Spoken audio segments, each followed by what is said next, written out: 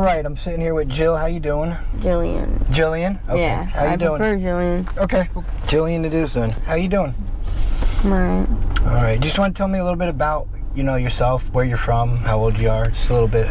I am 35 years old. I'll be 36, actually, on the 12th, June 12th. Okay. Originally I'm from Tacony. My family's from Mayfair, but I was raised in Bucks County. Okay. All right. That's actually that's where I live right now, Bucks County. Yeah, it's a nice area. It's a real nice area. Yeah, I like it up there. It's quiet, a lot quieter than the city. You think? Mm-hmm. What? So you were saying you came down here. You've been down here for about 3 years right now. Yeah. This is my second round. Okay. I'd say, because I used it in high school, and in my early 20s, I got clean at 23. Okay. And relapsed at 33.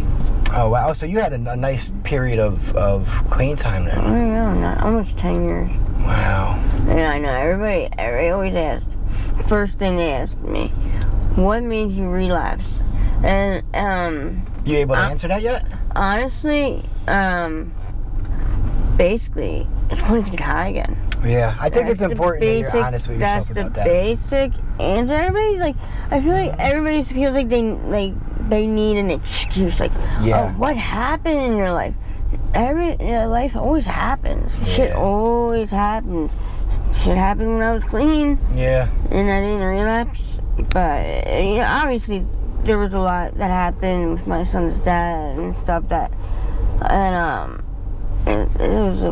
it was a long time coming. But it's important for you to say that. You just wanted to get high at the time. Like, I get that. But it got out. But I was very ignorant. Now let me real quick. Let me.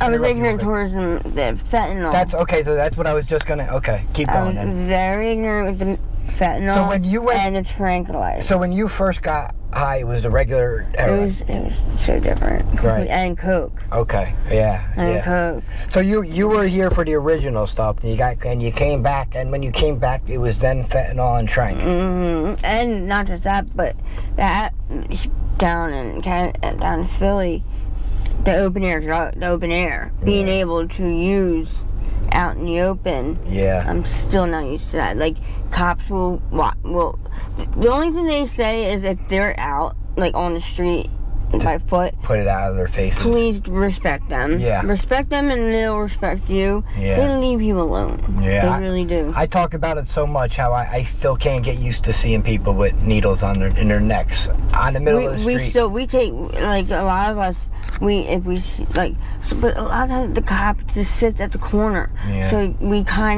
to hide from them. Because I think a lot of us do want to respect them because they do leave us alone for the most part. They don't bother. They have a tough job. Yeah. I wouldn't want their job. And plus, they're more concerned. They're not really concerned about us users, as long as we're not like where I stay. We keep where we stay. We try to keep it clean. Yeah. And if you do that, they won't. We don't allow, if some people are arguing, we leave. Yeah. We don't allow like to fight it. We don't allow that. You're just there to get high. You're not there to. We don't want your drama. Drama, right? We don't want your personal life in ours. Now, are you dealing? I see the scars on your hands, but are you dealing with any open sores currently? Nah. Do you normally deal with them? Not anymore. So, okay, but you did? Yeah. Is that what the let me see? That's what the scars are from. Because they were open. Yeah. But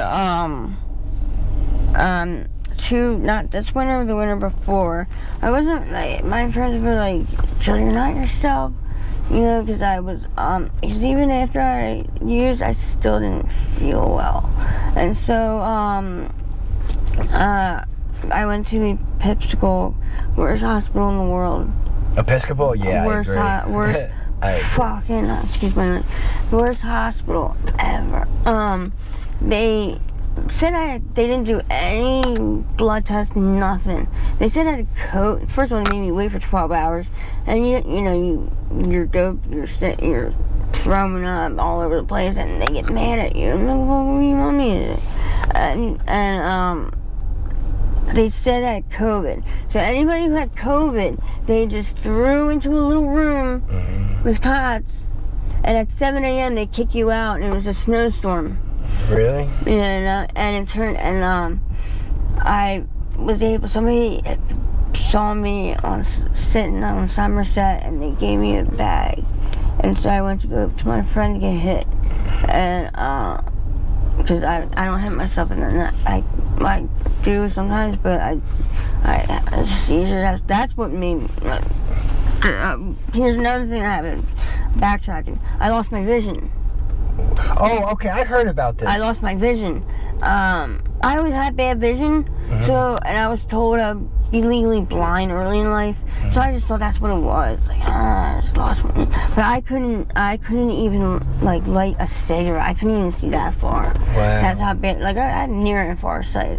So, Is it better now? I'll get there. Oh, okay. Sorry. I'll get there. I know. It's weird. This is crazy. There's a reason why it happened.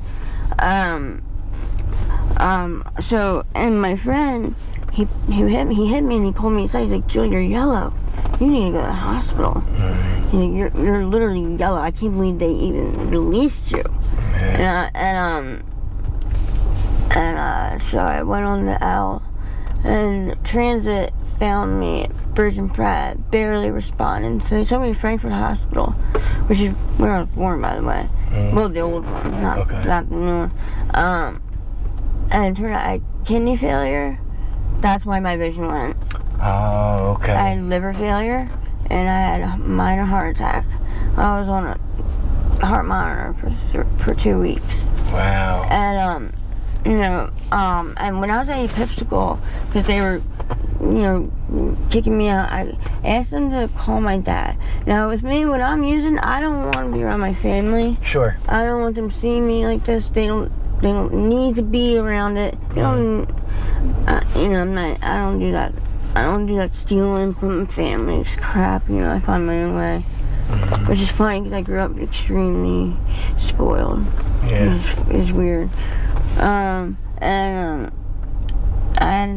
So I asked them to call my dad to see because I knew he would take me to a hospital. Yeah. He wouldn't just leave me.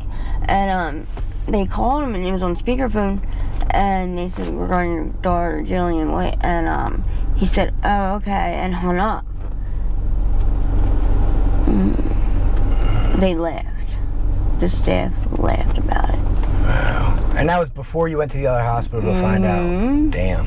I later found out from my sister that it was because he was driving and the Bluetooth was on and my son was in the car. So he heard I was in the hospital. He assumed overdose. Oh, okay. I found out he called right back as soon as he could, but I was already gone. Oh, so it was just a miscommunication. Yeah, but for months and months I just thought. So you thought he just laughed you off and went on with Not laughed me off. or hung up on you. He was just like, oh, wow. too bad.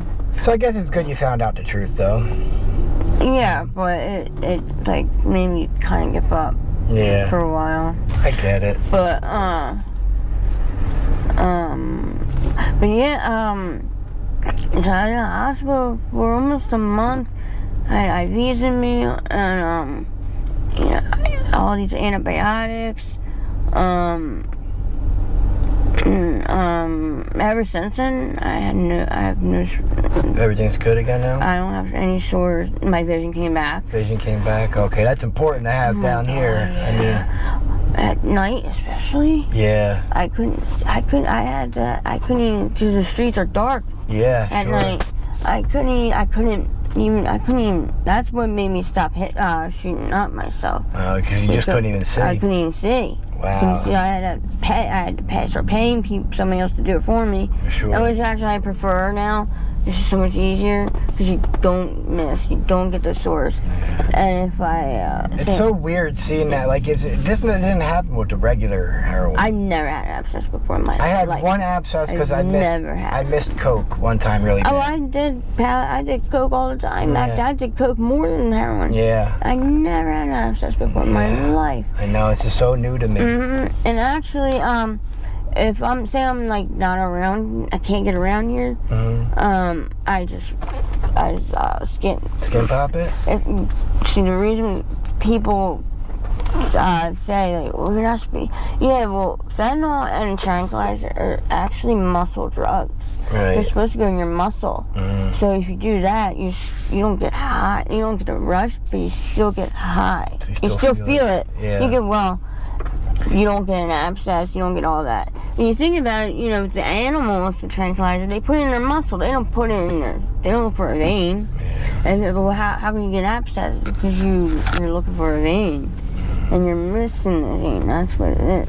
Now, do you have any desire to try and get clean anytime? Or are you like, okay out here right now? No, I'm not okay. No, you're not okay. I didn't mean that. I know what you mean. Some people are right in their drunk. Some people are, I know what you mean. Some people are just comfortable. Yeah. And they just got comfortable, or they just gave up. A lot of the people I talk to are okay with being here. Well, and I think a lot of it is their families. I feel like they have nothing else. So if you were to get sober or try to, would you have sober support in the world? Oh, yeah. So you could reach out, where to reach out? Absolutely. Okay. Are you kidding me? It's important, support. My parents would take me to rehab in the country. Yeah. That's awesome that you have that, though. Yeah, I'm lucky, and I'm an asshole. Selfish asshole for not taking advantage. Well, but it's your life, and you're not ready to stop getting high, though. At the end of the day. The thing that kills me, the first time around, it was just me. I had a child after I got clean. Mm-hmm. He's 11. My parents have him. Okay, so they take care of him. Yeah, they're still married. Because his dad's all fucked. His dad had a work accident where he was a roofer and he fell on his back 30 feet and he got prescribed. Oh, so you got on painkillers and stuff? Yeah, he has a rod in his pelvis. And so he has his own issue, but he used in front of me before I relapsed. But he knew I was like on the cusp of like relapse and shit, and that kind of like. And I don't know how I haven't seen him in a while, but okay. But it's good to have support if and when you're ready, if you are ever ready. That's for you to decide. So you were able to take some clothes from the donations I got. Mm-hmm. Anything? See, I'm not normally. When I show people like my old Facebook, they're just like, that is not you. It's a rough life here, man. Out here, it gets hard. It takes a toll on you. On your body, physically. Your mind. Yeah. Everyone here that's been here for a little, you can tell they're just run down, Yeah, that's what it is. But you're sleeping on the street every night. Oh, I don't sleep on the street. You know what I'm saying. You guys are out here all the time. You're not eating right. You're doing a lot of drugs. Of course your bodies are going to run down. Mm-hmm. Is there anything else, if I get donations, that you need? Other than, you took like some tights? You said shorts, maybe? Yeah. All right. You're tiny, right? Size 0, you said? Yeah, I always was. Right. I always was small, like my whole family were all chicken legs, like we were all skinny. Right. Even extent my aunts and every uncles, we're all skinny. It's just genetic, but I'm not this tiny. Right, I got you. Yeah. All right, well, I appreciate you taking the time to do this quick interview. Mm-hmm. I see you all the time here, so I'll keep up with you and see, keep talking to see what's going on. Yeah. All right, Jillian. I'll talk to you later. Mm-hmm.